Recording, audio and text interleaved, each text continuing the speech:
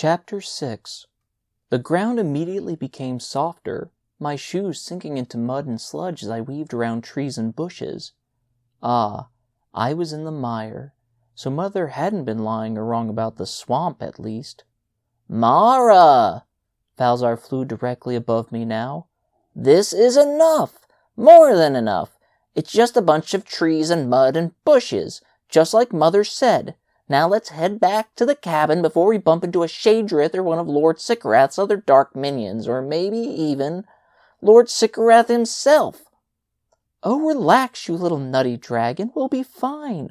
Let's just go a little further. He let out a grumble much louder than usual as I continued along, trying to step in areas with lots of weeds or undergrowth so Mother wouldn't notice my footsteps when she returned, and also so I didn't track any mud on my shoes. Then something hit me. I should be able to use magic here.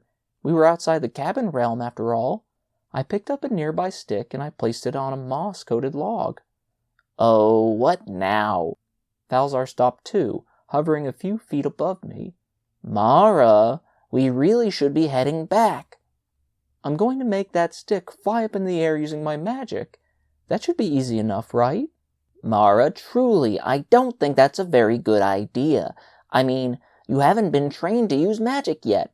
Plus, look what happened with the magical weapon. True, but that was a big old powerful magical weapon. This is just a tiny flimsy stick. He heaved a deep sigh as I concentrated as hard as I could on the twig, squinting my eyes. All right, stick. Fly up. Go on now. Fly up into the air. It stayed totally still on the log. Come on, stick. You can do it. Rise up into the air, high into the sky where Falzar is. But it continued to stay completely still. Mara, really? But I reached as deeply as I could within myself, tapping into the enormous reservoir of magic I knew I had, even though I wasn't of age yet, just like I did in the dream with Lord Sycorath. Come on, stick. You can do it. Fly. Or at least move a little. Wiggle if that's all you can do, but please do something. The twig still refused to budge even a single millimeter. Ah, confound it! Why wouldn't it move? I stopped concentrating, letting all my muscles relax. Why isn't it working, Falzar? Why isn't the stick moving? I thought I was magical.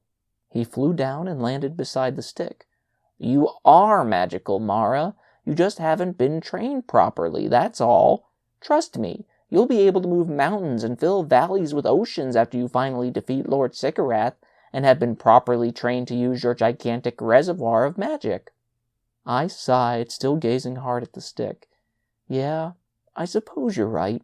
Of course I am, young lady. Now come on, let's head back to the cabin before we bump into something extremely hazardous out here. We've been really pushing our luck as it is. I nodded, but made no effort to leave.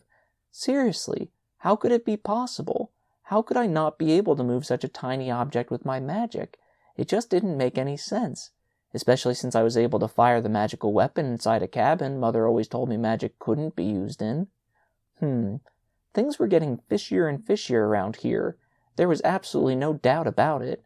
Then something in the forest beyond the log caught my eye, a hint of a dark blue among the foliage. Wait, there's something up here. I dashed towards a distinct color. Oh, for the sake of burning gulak scat, Falzar muttered. As I came closer, I saw the dark blue was some kind of object about as large as Mother's gulak skin bag, leaning against the base of a tree, and just beyond that, a narrow dirt trail of sorts meandered along through the marsh. Odd.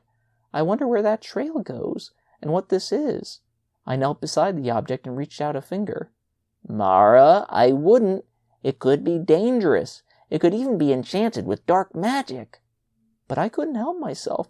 I touched the object. It's just cloth or something like it. But what's this?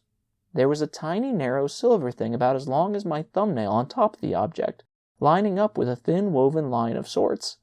Instinct gripped me, and I grabbed the silver thing, gently moving it along the woven part. Oh, it's a bag of sorts, and this opens it. Falzar huffed as he landed on the lowest branch of the tree the bag leaned against. Mara, really, this can't be good. It's clearly not your mother's bag. What if it's Lord Sycorath's or some other evil wizard's? What if it contains dark magic that instantly kills whoever opens... I opened the bag wide enough to take a peek inside. What in the... What is it? What is it, Mara? Apparently, curiosity finally got the better of good old Falzar.